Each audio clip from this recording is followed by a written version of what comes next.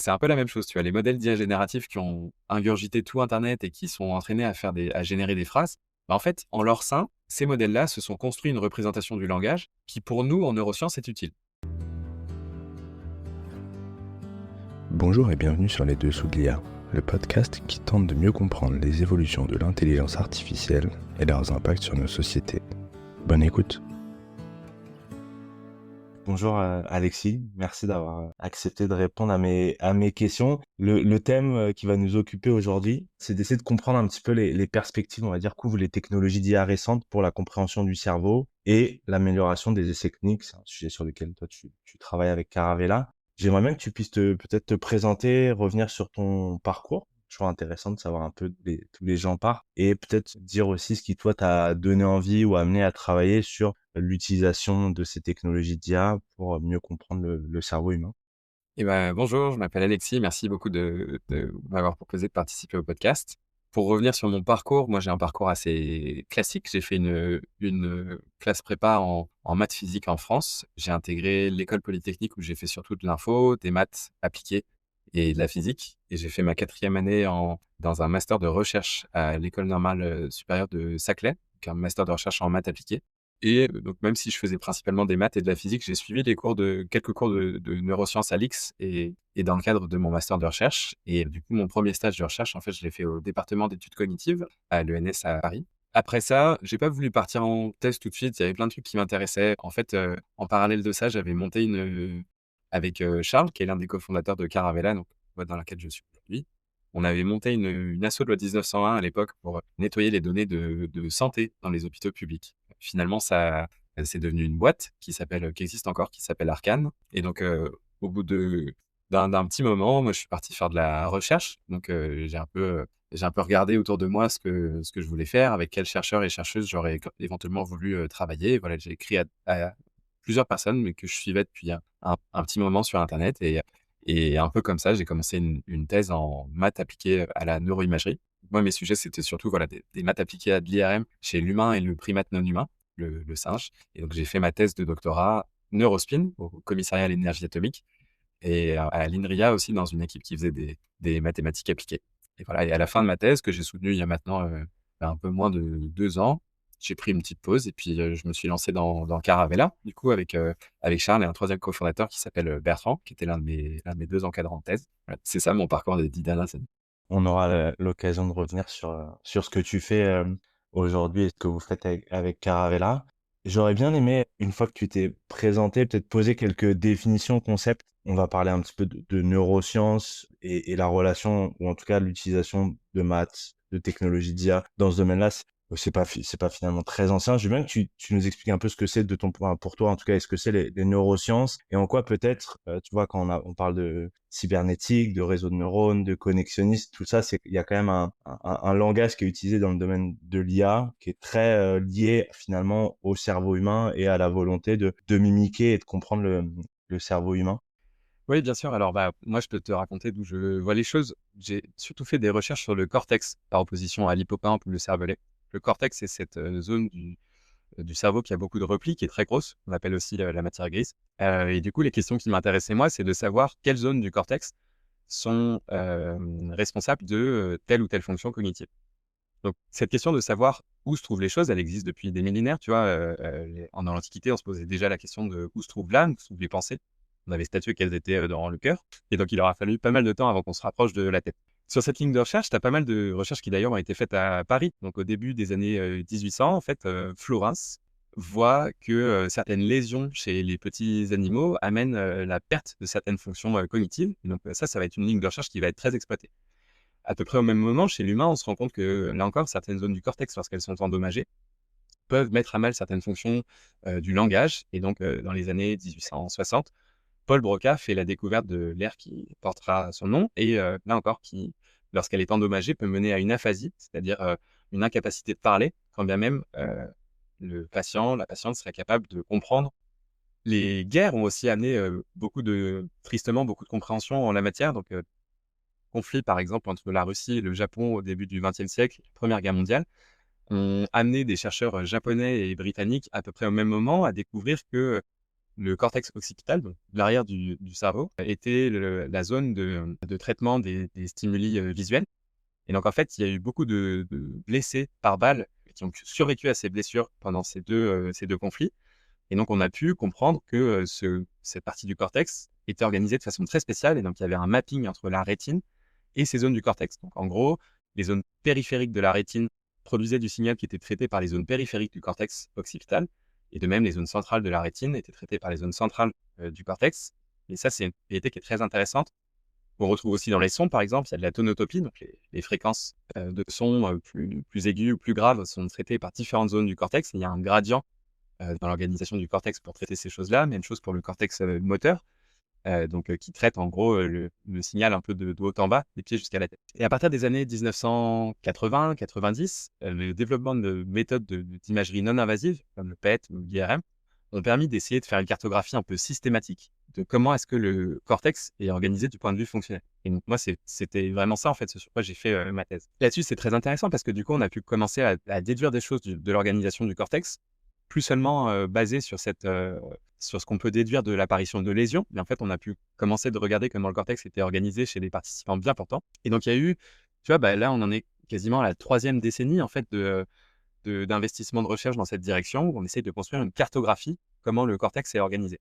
Une idée que j'aime bien aussi dans la communauté actuellement, qui cherche plus seulement à établir une cartographie des fonctions du cortex, mais qui regarde aussi beaucoup comment les choses fonctionnent en réseau. L'idée, c'est plus seulement de regarder où se passent les choses, mais aussi selon quelle temporalité. Tu vois, comment est-ce que ces zones s'activent les unes après les autres pour encoder une information. Et donc, c'est pas mal sur ça que se place Caravelle.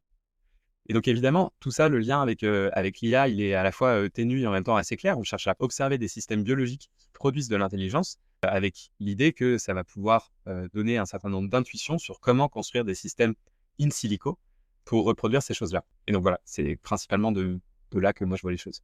Ça m'amène une question complémentaire parce que j'ai fait un épisode il y a 6 mois, un an, avec Bruno Maisonnier, que tu connais peut-être de Another Brain. Et ce que je trouve, alors ça dépasse mes compétences techniques, mais je voulais te poser la question, où lui justement, il travaille sur une approche différente de l'IA qui pour lui est ancrée dans une compréhension plus récente du fonctionnement du cerveau humain, là où les réseaux de neurones tels que ou le deep learning ou tout ce qui est utilisé sur les technologies d'IA repose plus sur une compréhension, une façon de comprendre le cerveau humain et les réseaux de neurones qui est plus datée. Et ma question, c'est est-ce qu'au regard des évolutions que tu décrivais là et de ce qu'on comprend aujourd'hui du fonctionnement et qu'on comprend pas d'ailleurs du fonctionnement du cerveau humain, est-ce qu'on peut tendre vers des approches qui ressemblent peut-être plus à celles que Bruno Maisonnet met en place ou d'autres et un peu moins sur l'architecture plus classique, tu vois, de réseaux de neurones qu'on connaît depuis plusieurs décennies? Alors c'est un fantasme récurrent, tu vois, cette idée de s'inspirer du cerveau pour faire des machines. Je dis fantasme un petit peu parce que tu vois, je pense que la communauté neuroscientifique a envie d'être utile à plusieurs égards, du point de vue médical, du point de vue de la compréhension et aussi un peu d'avoir quelque chose à dire sur l'IA.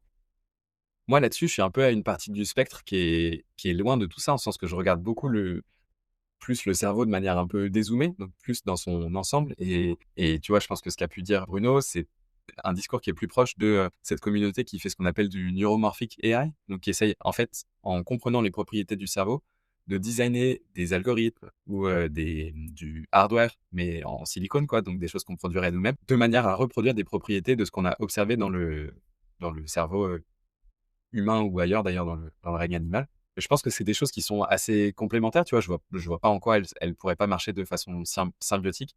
En revanche, moi, je suis vraiment du côté où, je regarde assez peu ces questions et donc, à la limite, dans la communauté IRM, ce qu'on regarde, c'est avec des IRM à très haut champ, donc des IRM très puissantes, tu peux éventuellement distinguer plusieurs couches corticales différentes, plus seulement des zones complètement disjointes, mais vraiment, sur la bordure du cortex, voir en gros des neurones qui ont pas exactement les mêmes propriétés et qui sont placés à différents endroits à différentes profondeurs. Tu peux les voir interagir différemment, mais c'est le plus proche que moi je sois de ce genre de considération, quoi. Si on revient maintenant à Caravella, donc la boîte que tu as cofondée, tu parlais de Charles et d'un troisième. Je veux bien, que tu reviennes après sur ce que vous faites. Moi, ce que j'ai compris, c'est qu'il y a cette, ambition de, modéliser, alors c'est ce qui est sur votre site, les dynamiques du cerveau humain. J'aimerais bien que tu puisses dire, bah, déjà, qu'est-ce que ça veut dire concrètement, vouloir modéliser les dynamiques du cerveau humain? Et peut-être aussi, est-ce qu'il y a des différences dans ce que vous proposez versus ce qui pouvait exister, jusqu'à, aujourd'hui? Et quel rôle jouent les technologies, d'IA dans l'approche que vous menez? Parce que et ça, on en reparlera après. Il y a une question aussi de créer une base de données, de pouvoir, avoir des impacts médicaux donc Effectivement, ce que Caravella produit, c'est surtout un jeu de données et un jeu de données d'une dimension telle que, ça vaut le coup d'entraîner des algos de machine learning avec des architectures complexes dessus. D'où nous vient cette intuition qu'il faut faire grossir le jeu de données? Ça, c'est quand même des recherches qu'on a menées les dernières années, mais qu'on n'est pas les seuls à avoir faites, en fait. Il y a plein de laboratoires dans la communauté de recherche en neurosciences qui se rendent compte qu'augmenter la quantité de données, ce sera quelque chose qui sera pertinent. Et pertinent pourquoi? Nous, ce qu'on fait, c'est du décodage. Donc, en fait, on scanne des volontaires bien portants qui vont dans l'IRM, qui écoutent des textes dans leur langue natale, et on entraîne des algorithmes qui reçoivent en entrée les données d'IRM, et à partir de ça, essayent de reconstruire ce que la personne était en train d'entendre, de percevoir, au moment où elle a été scannée. Ça, ce qui est très intéressant et ce que plein de laboratoires ont vu au même moment, c'est que ça, dans le jargon, on dit que ça scale, c'est-à-dire que plus tu as de données d'entraînement, meilleure ta performance de décodage est. Et ça, c'est un truc qui a une propriété très intéressante parce que donc, cette tâche de décodage, qu'elle fonctionne ou qu'elle fonctionne pas, c'est-à-dire que tu arrives vraiment à décoder ou pas trop, c'est très intéressant de voir que tu fais de mieux en mieux à cette tâche parce que, en fait, cette tâche, elle est tellement dure que quand ton algorithme essaye de la résoudre, il est un peu obligé de se construire une représentation de la dynamique du cortex. Et nous, c'est ça qui nous intéresse. Donc en fait, on a créé une structure pour pouvoir collecter de la donnée et augmenter les performances des modèles qu'on entraîne sur cette tâche-là, avec l'idée qu'une meilleure compréhension du cerveau, et en particulier de sa dynamique, sera utile pour plein d'applications en aval, et notamment des applications cliniques. Ça, c'est quelque chose qui, tu vois, c'est des intuitions qu'en soi, on aurait pu avoir il y a quelques années. Donc, c'est-à-dire que c'est pas des idées qui sont fondamentalement nouvelles. Je pense que ce qui change en 2026, c'est qu'on a beaucoup de mesures précises de quelle quantité de données il faut avoir pour faire quoi. Et donc, en fait, on est capable aujourd'hui de doser, tu vois, d'équilibrer beaucoup mieux comment est-ce qu'on échantillonne un jeu de données pareil, voilà, comment est-ce qu'on le collecte. Et du coup, c'est un peu ça qui est en train de se passer. Ce qui est intéressant aussi, je pense, prendre en compte, c'est que ça, là, cette tâche de décodage, donc par exemple décoder le langage, c'est aussi quelque chose qui est grandement facilité par l'avènement de modèles d'IA générative récents. Parce qu'en fait, c'est un peu la même chose. Tu as les modèles d'IA génératifs qui ont ingurgité tout Internet et qui sont entraînés à générer des phrases. Bah, en fait, en leur sein, ces modèles-là se sont construits une représentation du langage qui, pour nous, en neurosciences, est utile. C'est une idée qui est un peu contre-intuitive pour les personnes qui l'ont jamais rencontrée, mais en fait, nous, ce qu'on entraîne comme modèle à Caravella, et ce que plein d'autres gens font, c'est notre modèle de décodage reçoit des données d'IRM en entrée, et après, il va essayer de prédire un vecteur contenant l'information de la phrase qui a été entendue par le participant. Ce vecteur-là ne vient pas de nulle part, on l'obtient grâce à des modèles d'IA pré-entraînés qui ont déjà vu tout Internet et qui sont pas entraînés par Caravella, tu vois, qui sont entraînés par d'autres acteurs. Et donc ça, c'est quand même un levier de recherche qui est énorme parce que ça veut dire que tu as des acteurs qui sont extérieurs à toi, qui ont dépensé des ressources en temps humain et en capital dans une direction. Et en fait, ces modèles-là bah, sont quand même très utiles en ce sens qu'ils produisent ce qu'on appelle un embedding, une géométrie, une représentation, qui est utile pour plein de cas d'usage en aval, dont nous. Et donc, il y a une analogie très claire. Enfin, nous, on est en train de produire quelque chose qui est un peu comparable à ça, et pour des cas d'usage un peu plus resserrés qui sont propres au cerveau. Et du coup, je finirai là-dessus. En fait, je pense qu'il y a une idée qui est intéressante à avoir là-dedans, c'est que, donc, en gros, à Caravella, on bénéficie beaucoup des recherches qui ont été menées sur l'entraînement de modèles génératifs pour le langage, pour les images, etc. Donc, on connaît, en regardant ces recherches-là, on connaît assez bien les ordres de grandeur de la quantité de données qu'il faudra que nous, on ait. Et c'est ça qui te permet de savoir à la fin si tu veux plutôt avoir, si tu as besoin de 1000, 10 000, 100 000 heures de données, ce qui est quand même un peu fou, tu vois, t'as des facteurs, enfin, tu changes d'ordre de grandeur plusieurs fois. C'est ça qui nous informe beaucoup. tu disais, vous avez, comme ambition de constituer, une base de données mondiale pour le coup, sur, justement la dynamique du cerveau. Ça m'intéresse de savoir pourquoi mondiale, tu vois? Et je crois que, j'avais regardé un petit peu, la thèse sur laquelle tu avais travaillé et il y avait un des sujets qui était, bah, en fait, ton cerveau et le mien sont pas les mêmes et donc j'imagine que le fait de vouloir et donc il y a peut-être des spécificités, culturelles, physiques, physiologiques, enfin j'imagine que ça fait partie aussi du pourquoi on veut une base de données mondiale, c'est qu'il y a une meilleure représentativité peut-être. Ça tu me diras, mais je suis ouais, curieux de t'entendre là-dessus et tu dis on recrute des gens. Tu vois, ça m'interroge sur comment vous faites pour les recruter et tu vois, comment vous gérez ce lien avec les patients, potentiellement aussi avec les hôpitaux qui vous hébergent pour faire ces IRM, à moins que vous ayez des IRM en propre, mais parce que bah, on parle de données quand même relativement sensibles d'IRM, donc curieux aussi de savoir un peu comment vous appréhendez le sujet. Effectivement, moi, j'ai fait ma thèse sur comment est-ce qu'on peut, voilà, construire des outils de maths pour comparer l'organisation du cortex entre 2 individus différents. Et dans cette organisation, ce qui m'intéressait, c'était de comparer où se trouvent les différentes fonctions cognitives. Est-ce qu'elles sont au même endroit entre 2 individus, et cetera. Donc moi, j'ai développé des méthodes de maths assez précises, un peu ad hoc, donc qui étaient faites, en fait, pour fonctionner sur des jeux de données où il y a finalement assez peu d'individus qui sont disponibles. Et en fait, c'est un peu pour ça qu'on développe des méthodes statistiques. C'est-à-dire qu'on est obligé un peu d'écrire à la main des propriétés mathématiques qu'on voudrait voir conservées et on écrit ces choses à la main parce que le jeu de données est trop petit pour qu'un algorithme découvre lui-même comment est-ce que les cerveaux devraient être mappés. Je ne sais pas si c'est très clair ce que je dis ici, mais en gros, ce que je veux dire, c'est que d'une certaine manière, pour plein de problèmes, tu as besoin de l'intervention de quelqu'un qui est fort en maths appliquées pour écrire les règles de ce à quoi on s'attend. Mais qu'en fait, si ton jeu de données était énorme, tu n'aurais pas besoin d'écrire ces règles, elles seraient apprises, découvertes par un modèle statistique qui essayerait simplement de décrire les données qu'on lui présente. Et donc, c'est vraiment ça qu'on essaye de construire à Caravella, c'est-à-dire qu'on essaye de trouver quels sont les ordres de grandeur minimaux qu'on a besoin de collecter pour que des modèles statistiques avec des architectures contemporaines puissent extraire des informations qui soient pertinentes pour toute une population sans qu'on ait besoin à la main de dire ah bah oui, on voudrait telle ou telle propriété. Pour ça, il faut savoir à peu près combien de personnes sont nécessaires pour pouvoir avoir de l'information qui est un peu généralisable à l'échelle d'une population. Donc ça, moi, j'ai fait ma thèse du côté INRIA dans un labo qui faisait énormément de statistiques. Donc j'ai en tête beaucoup des résultats qui ont été publiés par ce laboratoire, qui sont pas mes résultats à moi, mais tu vois, qui te forgent en fait une intuition de quelle est la quantité minimale de données qu'il faut aller chercher.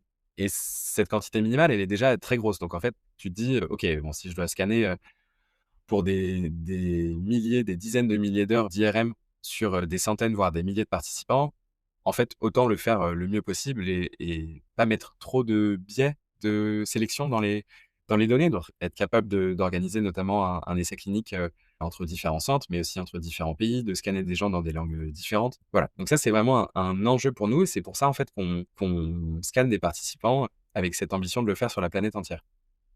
Tu parlais de, tu vois, moi je les appelle beaucoup des participants et pas tellement des patients, parce que vraiment le cœur de ce qu'on fait à Caravella, c'est de scanner des personnes qui sont bien portantes. Donc en fait, on force personne à aller dans la machine. En fait, c'est vraiment des personnes qui sont volontaires. On a en ligne un formulaire sur lequel les gens peuvent nous donner leurs coordonnées si, pour manifester leur intérêt à participer à cette expérience. Et on les informe de quelles sont les contraintes, tu vois, donc où se trouve le centre le plus proche, comment faire pour participer, qu'est-ce que ça implique, et cetera. Mais du coup, c'est pas des personnes qui sont dans un cadre clinique. L'idée, c'est d'abord de constituer ce jeu de données qu'on peut voir comme ce qu'on appelle un groupe contrôle, en fait, en recherche en médecine. Donc, en fait, un groupe de participants a priori bien portants, qui va être utile pour apporter de la puissance statistique à des études sur des médicaments, où tu vas essayer de comparer, du coup, ce groupe contrôle avec un groupe qui, lui, a été sélectionné sur des critères plutôt cliniques, donc des critères pathologiques, et cetera. Donc nous, à ce titre-là, tu vois, vu que c'est pas vraiment enfin voilà, c'est pas des patients, en fait, on travaille pas avec, les hôpitaux. L'idée, pour Caravella, c'est de pas mettre de pression sur des machines qui sont utilisées pour dispenser du soin. Donc on travaille, en fait, beaucoup avec des instituts de recherche qui disposent d'IRM qui sont quasiment exclusivement, en fait, dédiés à de la recherche. Et donc c'est ces centres-là qui, bah, tu vois, nous aident dans le recrutement des participants et voilà, et qui permettent de construire un essai clinique.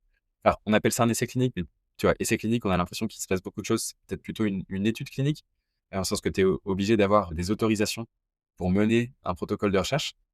Mais en fait, c'est une recherche où les interventions sur les participants sont quand même très minimes et comportent, principalement, enfin essentiellement pas de risque. Ça me pose plein de questions, ce que tu dis.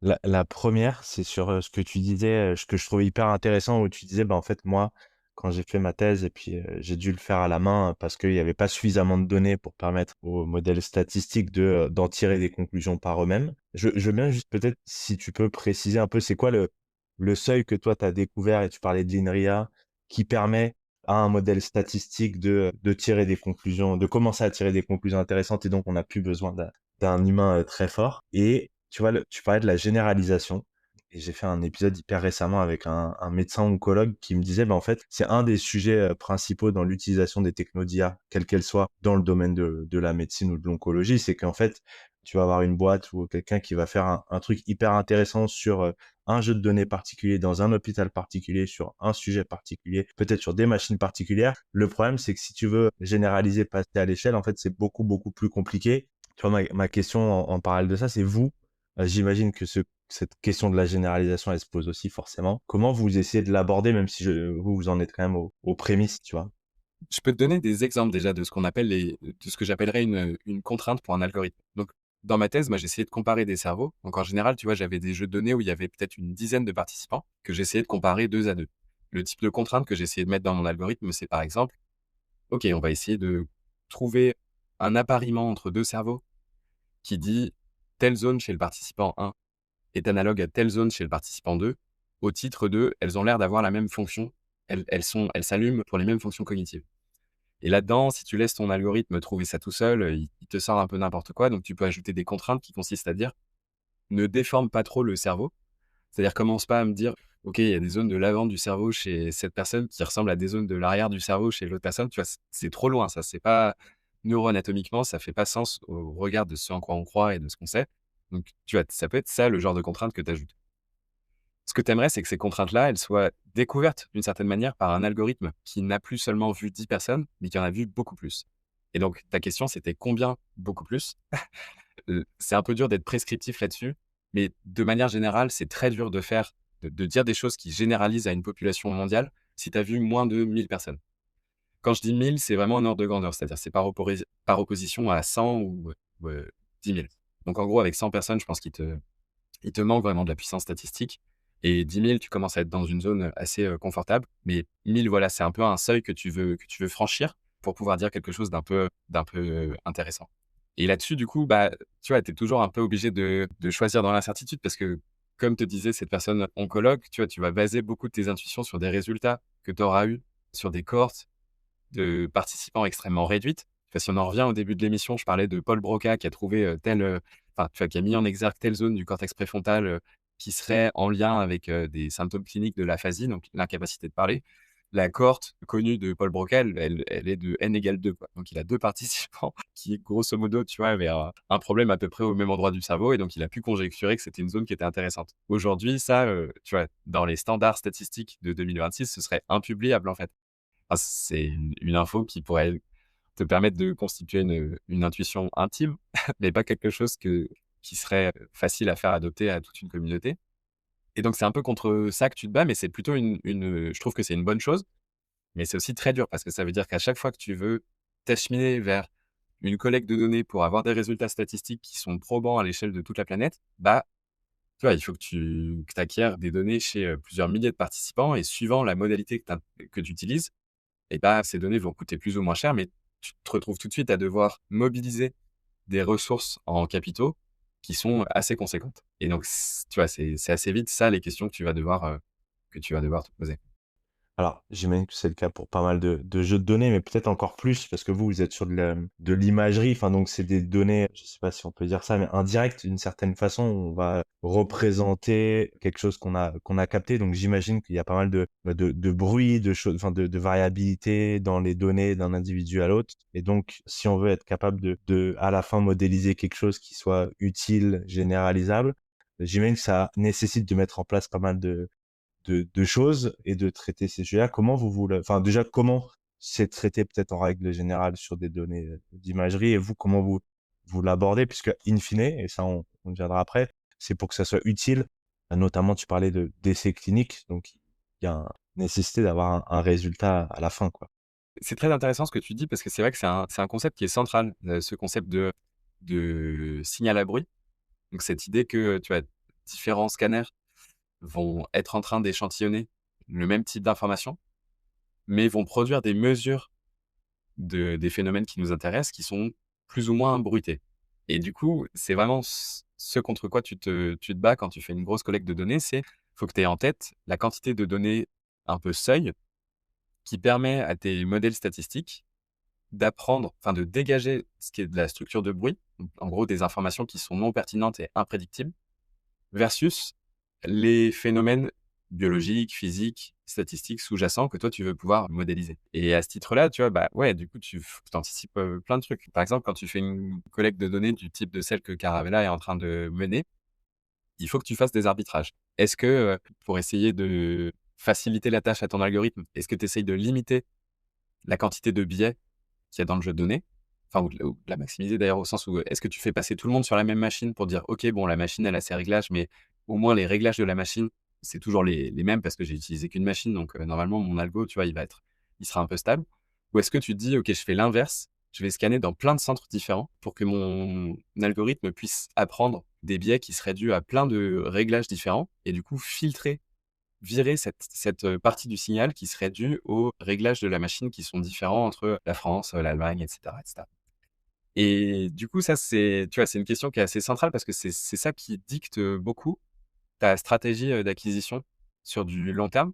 Est-ce que tu penses que tu as assez de ressources pour échantillonner des biais très différents? Est-ce que tu en as pas assez, auquel cas tu te concentres? Est-ce que ton objectif, c'est de faire quelque chose qui soit, valable sur n'importe quelle machine dans le monde et sur, tu vois, potentiellement n'importe quel type de population, auquel cas tu es obligé en fait d'échantillonner du signal sur des machines différentes et cetera pour être prêt le jour où, bah, ton algo il est déployé sur une machine peut-être qu'il a vue, pas très souvent dans le jeu de données ou des choses comme ça? Donc, pardon, je te fais une réponse un peu floue, mais parce qu'en fait, le flou, ce serait enfin, c'est un peu l'essence de ce genre de questions, tu vois? Tu dois choisir un peu dans une sorte d'incertitude statistique et faire des arbitrages sur, comment est-ce que tu échantillonnes du signal, imparfait avec des outils de mesure imparfaits et sur des populations non homogènes. Il y a quand même, malgré tout ce qu'on peut faire, une part d'incertitude qu'on peut pas résoudre, en fait, et c'est intéressant, en tout cas, de l'avoir en tête. Sur votre site, quand vous présentez ce que vous faites, l'objectif, on va dire, de votre travail, en tout cas tel que vous le présentez aujourd'hui, c'est d'améliorer ou d'accélérer les essais cliniques. Je serais curieux de comprendre comment toi et comment vous faites le lien entre, bah, cette, modélisation et cette création d'une base de données sur des représentations du cerveau et le lien avec les essais cliniques, et sur quelle typologie peut-être de médicaments ou d'essais cliniques vous imaginez que ça peut être utile? Est-ce que c'est, sur des pathologies, du cerveau, ou en fait ça peut être beaucoup plus large que ça? Nous, l'idée, c'est d'avoir une focalisation sur des pathologies qui sont liées au cerveau. Je peux te donner plusieurs exemples. Donc, Caravella n'est pas vraiment, tu vois, c'est pas l'endroit où être prescriptif, en fait, sur quel type de molécule utiliser. Nous, ce qu'on cherche à faire, c'est construire un outil qui permet de quantifier, plein de choses. Donc qui permet d'avoir une approche un peu quantifiée, éventuellement, d'une réponse au traitement de participants qui sont dans des cohortes qui, elles, sont ces cohortes-là, le travail de recherche de groupes pharmaceutiques. Donc tu vois, à ce titre-là, nous, Caravella, on interviendrait beaucoup plus en disant: «OK, sur un essai clinique existant et qui est mené par un groupe pharmaceutique, une collaboration avec nous permet d'augmenter énormément la puissance statistique de modèles qui seraient, tu vois, qui chercheraient à prédire est-ce que la personne a bien répondu au traitement, et cetera». Sachant que parfois, enfin, souvent pour les maladies neurodégénératives, sur les aspects psychiatriques, c'est des effets qui sont assez subtils, en fait, qui sont durs à quantifier. Donc l'idée là-dessus, tu vois, très spécifiquement, ce serait pour la maladie d'Alzheimer, par exemple, le recrutement dans des cohortes de recherche est beaucoup basé sur des biomarqueurs qui, eux, sont issus plutôt de critères anatomiques. Donc, c'est-à-dire qu'on essaye de trouver la présence de protéines dans le sang qui sont indicatrices, tu vois, de symptômes qui sont anatomiques dans le cerveau et qui ont eu des effets qui sont déjà suffisamment gros pour qu'ils soient lisibles dans le sang. Nous, par exemple, ce qu'on essaye de faire à Caravella, c'est de dire, donc, en s'appuyant sur d'autres travaux, qui ont déjà montré qu'on peut utiliser l'IRM pour faire ça. Ces travaux ont montré qu'on peut utiliser l'IRM pour construire des algorithmes qui arrivent à prédire éventuellement le fait que la personne développe une démence à horizon quelques années. Et donc ça, c'est intéressant parce que ça veut dire que tu es capable de éventuellement inclure dans des cohortes de participants sur de la recherche pour Alzheimer des personnes qui ne présentent pas encore de symptômes ni anatomiques ni cognitifs, mais qui seraient probablement des très bonnes cibles sur lesquelles voir si un traitement nouveau permet d'infléchir le développement de la maladie. Et donc ça, tu vois, c'est quelque chose d'assez d'assez puissant parce que si tu le mets en regard de ce qu'on disait juste avant, en fait, la puissance statistique dont tu as besoin typiquement pour tester un médicament, elle est quand même assez grosse, tu vois? Tu as besoin d'inclure assez vite, un nombre de participants qui est élevé et ça coûte extrêmement cher. Si tu arrives à mieux sélectionner tes participants sur ce genre de pathologie où il y a quand même pas grand-chose qui marche, tu as potentiellement augmenté, alors un peu, tu vois? Ce sera pas forcément, énorme, mais tu as potentiellement augmenté un peu tes chances de succès d'essais cliniques qui jusqu'ici sont pour beaucoup, voués à pas donner grand-chose. Il y a un autre axe qui est assez intéressant en ce moment, c'est tout ce qui touche à ce qui s'appelle la neuromodulation. La neuromodulation, c'est cette idée que tu peux stimuler le cerveau, notamment avec des moyens non invasifs, mais aussi avec des moyens invasifs. Moi, je me concentre surtout sur ce qui est non invasif. Donc tu peux stimuler certaines zones du cerveau en utilisant ce qui s'appelle de la TMS, Transcranial Magnetic Stimulation ou des focus ultrasound. Ça, c'est typiquement des choses qui sont pas forcément utilisées partout, mais qui sont autorisées aux États-Unis et dont le but, c'est d'essayer de produire des une offre clinique pour des participants et des participantes qui, par exemple, sont résistants au traitement contre la dépression. Pareil, tu vois, si tu commences à stimuler des zones du cerveau, dans le but de soigner quelqu'un, bah, tu as très envie d'avoir un modèle de la dynamique du cerveau pour savoir quelle zone viser, en fait. Pour savoir quel réseau tu as envie de stimuler, via quelle porte d'entrée, et cetera.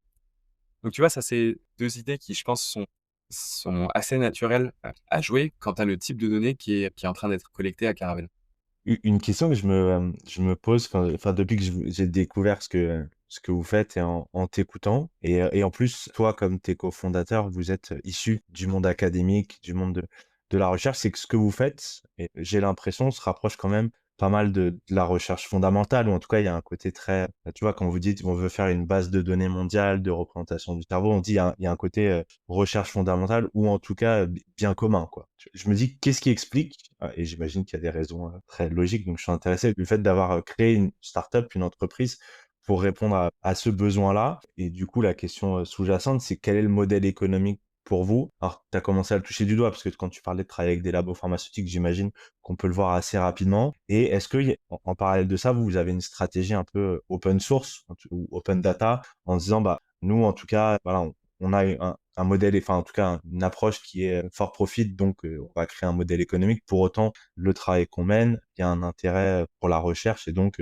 on va mettre en place de l'open source ou de l'accès pour la recherche».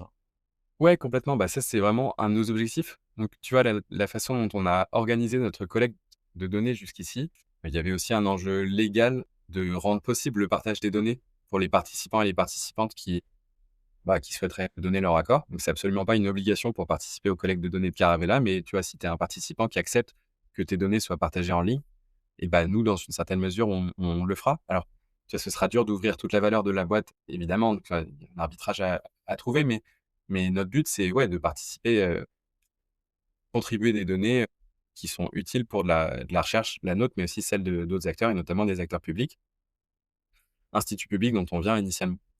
Moi, je pense que ce qu'on fait à Caravella, c'est vrai, il y a une dimension, recherche très forte et donc on peut faire de la recherche, dans l'académique, on peut faire de la recherche, aussi dans le monde, entrepreneurial, dans le monde de l'industrie. Je pense que les contraintes sont pas, les mêmes des 2 côtés, ce qui fait qu'en fait, tu produis pas le même type, d'objet et ça, c'est assez intéressant parce que, bah, je pense que, tu vois, il y a vraiment des propriétés du monde académique qui sont assez incroyables. Je pense que le monde académique est capable notamment de financer plein de projets, un peu, tu vois, de couvrir un terrain beaucoup plus large que ce que ne fait l'industrie ou l'entrepreneuriat.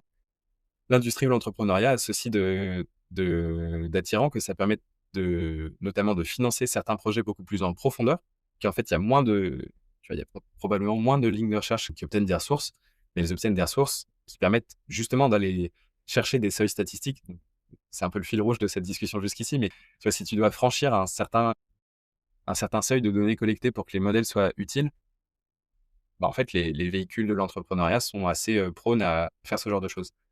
Et ce qui est intéressant du point de vue de Caravella, c'est que, donc évidemment, en fait, tu vois, si tu fais une boîte, il faut que ces investissements trouvent un retour. Nous, on pense que la donnée qui est produite à Caravella, en elle-même, a une valeur qui est assez intéressante. Tu vois, ça s'inscrit effectivement dans des stratégies de partenariat financier d'assez long terme. C'est-à-dire que, tu vois, en fait, quand tu commences ta collecte de données, bah, ton jeu de données, c'est pas encore le plus gros du monde, hein, donc pas forcément plus intéressant que ce qui existe déjà.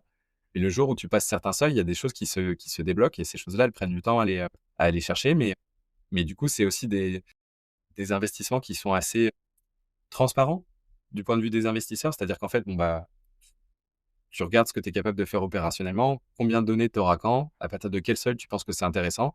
Ces timelines, elles sont finalement assez claires pour tout le monde et, et surtout, en fait, tu continues ta collecte de données qui elle, apporte de la valeur.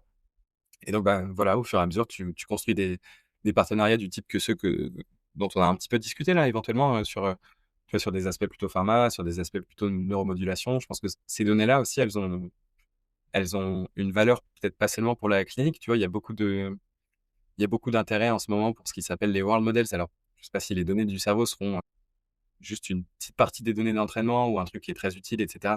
C'est toujours un peu dur de juger ça en avance. Mais tu vois, je pense que de manière générale, en dépensant de la ressource pour collecter des données qui sont très intéressantes et qui ont un niveau d'informativité très élevé, tu es rarement en train de perdre ton temps, quoi.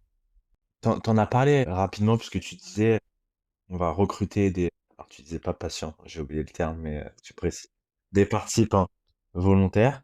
Alors j'imagine qu'il y a tout un aspect juridique, enfin en tout cas de contractuel, avec les participants, notamment sur, l'utilisation qui va être faite des données. Et puis tu disais, il y a la possibilité de les anonymiser d'une façon ou d'une autre pour qu'elles puissent être, partagées. Tu vois, vous vous dites: «On veut faire un modèle fondationnel du cerveau». Si je fais le parallèle avec, ce qu'a fait OpenAI, où on voit bien que ça amène tout un tas de questions, et là, on était sur du langage. Vous travaillez sur le cerveau. Tu parlais de neuromodulation, tu disais: «Nous, ce qu'on veut faire, c'est du décodage». Tu vois, ça amène quand même pas mal de questions juridiques. Qui est propriétaire des données? Comment on les partage? Sans parler de choses malveillantes, mais ça pose forcément des. Et puis même, tu vois, tu es une entreprise, tu as besoin de sécuriser que, bah, les données, elles ont bien été traitées proprement, que les gens ont donné leur accord, qu'il y ait pas de problématiques comme, OpenAI peuvent, le vivre aujourd'hui, où ils ont entraîné des modèles sur des données qui leur appartenaient pas, et ça pose des questions. Ça pose aussi des questions d'éthique, potentiellement de sécurité, en termes de comment va être utilisé ce modèle demain. Tu vois, je serais curieux de savoir comment vous appréhendez un peu ces questions-là, et plus largement de ton point de vue, tu vois, sans parler de Caravella, mais de ce domaine au sens large. Quels sont selon toi les garde-fous qu'on doit mettre en place d'un point de vue peut-être technique, méthodologique, réglementaire, pour qu'on puisse avancer, parce que ça promet des choses intéressantes, et en même temps, ça pose des questions nouvelles. Donc, par exemple, à Caravella, nous, c'est vrai que vis-à-vis du côté légal de l'utilisation des données pour l'entraînement, on a plutôt choisi une chronologie opposée à celle d'OpenAI. Donc, on a plutôt demandé la permission avant plutôt qu'après. Donc, en fait, tu vois, il y a toute une partie du travail opérationnel de Caravella des derniers mois qui consiste à construire le socle légal, quelque chose d'assez sain sur lequel on peut collecter nos données. Donc, à ce titre-là, tu vois, nous, on a choisi de partir sur on fait notre collecte de données en France, mais aussi ailleurs, mais on a choisi d'appliquer absolument partout les règles qui sont celles qui s'imposent à toi en France et dans l'espace européen et qui balisent en fait beaucoup ce genre de trucs. Donc, par exemple, tu vois, dans les formulaires de consentement qui doivent être signés par les participants qui rejoignent l'étude et qui ne sont obligés à rien, il y a la question explicite du partage des données, il y a la liste explicite des traitements de données qui suivraient l'acquisition des données, mais tu vois, qui doivent être assez explicités. Donc, en fait, ces traitements de données, tu les écris. Et donc, tu te dis pourquoi tu veux utiliser les données. Et au titre de ces traitements-là, tu vas chercher à minimiser la quantité de données requises pour ne collecter que ce qui sert directement les intérêts des objectifs que tu t'es donné au départ. Donc, en gros, tu vois, ça permet déjà. Enfin, moi, je trouve que c'est un garde-fou qui est déjà énorme parce qu'en fait, tu vois, si tu fais sauter ce truc-là, dès le départ, tu pourrais dire, OK, en fait, je pose le maximum de questions. Donc, je demande à la personne où est-ce qu'elle habite, la profession des parents, etc. Enfin, tu vois, tu pourrais rentrer dans l'intime très vite. Bah, c'est absolument pas ce qui se passe dans la vie réelle si tu mets en place ces garde-fous et qui sont dictés par des institutions extérieures et auxquelles on se plie. Je peux comprendre pourquoi certains acteurs du monde de l'IA générative ont joué une chronologie différente. Tu vois, ils avaient peut-être l'impression qu'il fallait dégainer hyper vite, etc. Pour ce qui est de la collecte des données du cerveau, je pense que tu t'inscris déjà, enfin, déjà, c'est pas le même type d'acteur. Ensuite, tu t'inscris pas dans les mêmes timelines. Tu peux te permettre de prendre le temps de faire les choses bien, je pense. Ensuite, évidemment que la question de décoder les pensées, et du coup, un truc qui est hyper intime, elle interpelle, tu vois. Elle n'est pas du tout. Enfin, je pense que ce serait une erreur majeure de mettre la question de l'éthique, de la morale sous le tapis et voilà, de jamais se demander ce que ça implique du point de vue social. Je pense aussi qu'il ne faut pas tomber de l'autre côté, en ce sens que ces technos-là, elles sont extrêmement utiles pour comprendre le fonctionnement du cerveau. Elles pourraient être utilisées, enfin, tu vois, dévoyées par des puissances politiques, peut-être contre des opposants à une idéologie politique qui est pas la leur. Je pense aussi que c'est, en fait, sincèrement, absolument pas ce dont ces technos-là sont capables. Donc, après qu'elles puissent être utilisées un peu comme un épouvantail, pourquoi pas? Enfin, tu vois, ça me paraît de l'ordre du réaliste, en ce sens que peut-être que ça va arriver, mais ça me paraît pas être de l'ordre de l'honnête ensemble, en sens que, c'est pas vraiment ce qu'elles permettent de faire. Tu vois, moi, ce qui m'interpellerait beaucoup plus, par exemple, c'est qu'il y ait des modèles qui soient entraînés sur des populations qui présentent des biais de sélection, et que ces modèles-là soient pas du tout, utilisables sur des parties de la population qui ont pas été échantillonnées. Ça, tu vois, ça m'interpelle, beaucoup plus, parce que ça, je pense que c'est quelque chose auquel tu as envie de penser dès le départ.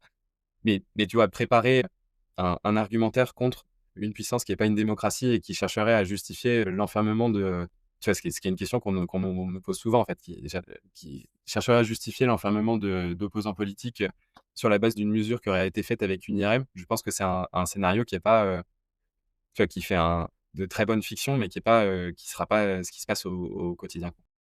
C'est pour ça que je pense que c'est important de revenir à la technologie, ce qui est faisable, ce qui est pas faisable. Si tu te projettes, tu vois, tu dis: On réussit un petit peu à faire un modèle, fondationnel, enfin, ce qui est votre ambition, tu vois? Et comme on l'a vu avec ChatGPT, il y a eu des usages, des choses qui se sont développées qui étaient pas du tout prévues. Si on laisse de côté les aspects, négatifs, là, dont on vient de parler, mais à l'inverse, tu vois, si toi, tu disais: «Bah, demain, on a, accès à ce modèle, fondationnel du cerveau, qu'est-ce que ça pourrait permettre, tu vois, de débloquer dans le domaine scientifique, dans le domaine médical qui te paraîtrait intéressant, utile?»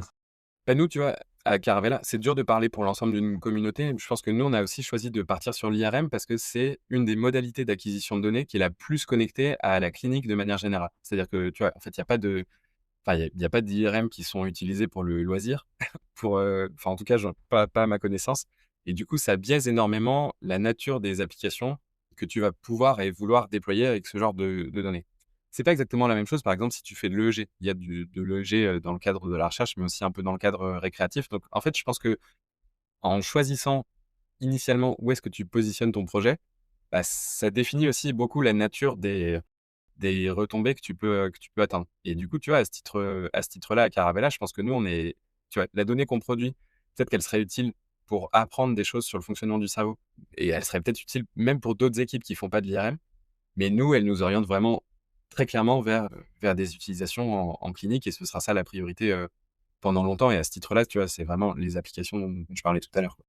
On arrive tranquillement vers la fin de l'échange. Il va me rester, 2-3 questions. La première, c'est quoi aujourd'hui, tu vois, un peu les verrous scientifiques, techniques sur lesquels vous pouvez éventuellement buter ou tu projettes qui pourraient empêcher, ralentir le travail que vous menez et le travail qu'on mène sur la modélisation et le décodage du cerveau, et notamment via IRM, technologie d'IA, et pas que. Je trouve que l'accès aux données est vraiment très souvent un peu la condition que tu as envie de voir. Tu vois, ça fait partie des conditions que tu veux voir réunies dès le début du projet. Après ça, il y a plein de questions de stockage, de compute, et cetera. Mais par exemple, tant que ta donnée n'est pas là, tu peux pas faire, grand-chose. Et donc ça, avoir des véhicules qui sont capables de produire de la donnée de façon un peu industrielle, et avec des bonnes propriétés statistiques, pour moi, c'est vraiment souvent un des bottlenecks. Et tu vois, à ce titre-là, c'est quand même assez intéressant. C'est une partie de l'économie qui est pas forcément hyper visible pour tout un chacun autour des LLM, mais il y a énormément de ressources qui ont été déployées pour annoter des données à usage de l'entraînement des LLM. C'est-à-dire qu'on a l'impression souvent qu'il y a juste eu besoin de mettre tout Internet dans des modèles statistiques et que hop, c'était bon. Non, il y a eu énormément de données d'annotation, et du coup, des acteurs qui ont produit ça, qui sont pas forcément très visibles, mais c'était un des maillons. C'était vraiment une contribution centrale, en fait, à l'émergence de ce genre de modèle. Tu as un peu la même chose en santé, tu as un peu, tu vois, si on est un peu entre les 2, donc sur la robotique en ce moment, pareil, tu as beaucoup de projets plutôt entrepreneuriaux qui cherchent à produire de la donnée très richement pour pouvoir, entraîner ces modèles-là. Enfin, en tout cas, les fine-tuner et cetera. Et donc ça, je pense que pour les choses pour les sujets qui sont liés à la santé, ça restera, tu vois, un peu ce qui définit la cadence à laquelle ces environnements-là peuvent bouger et peut-être l'un des premiers verrous auxquels s'attaquer. Et après, tu vois, j'entends très souvent aussi des craintes éventuellement côté européen sur le fait que le cadre légal serait très stringent, que éventuellement les ressources en calcul, en stockage sont pas forcément disponibles, et cetera. Nous, dans notre expérience jusqu'ici, tu vois, on n'a pas des jeux de données complètement dingues non plus, mais c'est quand même des volumes qui sont enfin, voilà, des prédictions de volumes qui sont respectables. J'ai l'impression que ça, c'est pas, par exemple, c'est pas des choses qui vont nous freiner autant que simplement l'accès à la donnée. Faut jouer si tu fais ces choses-là, proprement, en fait, il y a beaucoup de ressources disponibles et qui sont à même de te permettre de résoudre ce genre de problème. Tu as parlé de 2 choses et j'aimerais bien terminer l'épisode là-dessus. Tu as parlé de robotique, enfin, en tout cas, d'usage, qui s'éloigne un petit peu de ce que toi et ce que vous faites chez Caravella, et tu as parlé de world models dont on parle beaucoup, ces derniers temps. Toi, tu as un parcours quand même, tu as fait pas mal de choses, en lien à l'IA, à la santé, donc j'imagine que tu regardes un peu tous ces sujets-là. Tu vois, si tu essaies au regard de tes connaissances, on va dire, techniques, technologiques du sujet, de ce que tu regardes et de ce qui se passe un peu aujourd'hui, tu vois? Comment tu vois l'évolution à la fois des technos? Tu parlais des world models, tu vois? Est-ce que c'est quelque chose de crédible, et si oui, autour de quelle typologie de techno? Et tu vois, je sais que Yann Lequin, il dit que les LLM, c'est quelque chose qui mène à une impasse, et en même temps, il y a des gens qui disent que ce sur quoi lui, il travaille là sur GEPA, hein, ça peut potentiellement être une impasse aussi, donc tu vois, c'est quoi les évolutions techno que tu vois, et est-ce qu'on les world models, c'est une nécessité pour faire des choses encore plus utiles avec l'IA? Première question. Et la deuxième, c'est, si tu sors du champ de la santé, tu vois, c'est quoi les usages les plus intéressants où tu te dis que là, les technologies d'IA au sens large, tu parlais de robotique, vont avoir le plus d'impact dans les prochaines années? Bah, déjà, je préfère être prudent parce que j'ai quand même l'impression enfin, tu vois, si on prend un peu de recul sur ce qui s'est passé les dernières années, j'ai l'impression que beaucoup de personnes, et je m'inclus dedans, avaient pas forcément une idée très claire de ce qui allait se passer, tu vois? De ce qui allait marcher ou pas. Donc je pense que c'est dur d'être, là encore, d'être prescriptif ou d'anticiper très clairement, tu vois, où seront les choses dans 2-3 ans.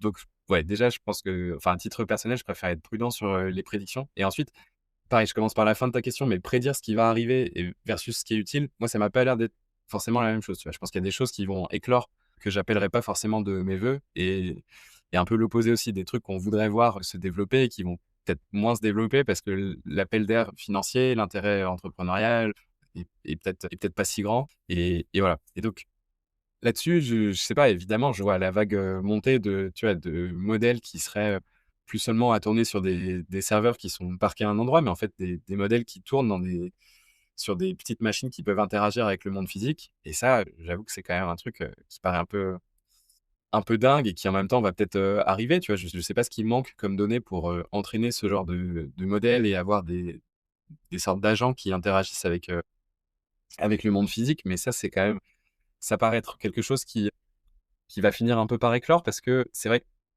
qu'au regard de ce que sont capables de faire les agents purement LLM aujourd'hui, tu as l'impression que l'étape prochaine, tu vois, tu peux déjà lâcher des agents sur des tâches assez complexes et qui te renvoient un résultat absolument non trivial après, quelques minutes ou dizaines de minutes de ping-pong avec, eux-mêmes et tu as l'impression que voilà, un des verrous à faire sauter, ce serait l'interaction avec le monde physique et que ce truc-là va peut-être rompre, à un moment, quoi. Et moi, là-dedans, je sais pas trop ce qui va marcher non plus, tu vois? Je pense qu'en fait, est-ce que les modèles autorégressifs ont encore donc les LLM un peu classiques ont encore, beaucoup d'avenir devant eux? Moi, j'ai l'impression qu'en fait, tu vois, ce qui s'est passé là depuis quelques mois, c'est que, on a, ajouté des capacités à ces modèles, principalement en ajoutant dans le modèle des données de pré-entraînement qui jusqu'ici n'étaient pas pressantes et que voilà, on trouve un moyen de collecter de la donnée très en profondeur, d'ajouter ça au modèle, on relance un entraînement et hop, ton modèle maintenant il a de nouvelles capacités un peu en maths, en code, et cetera.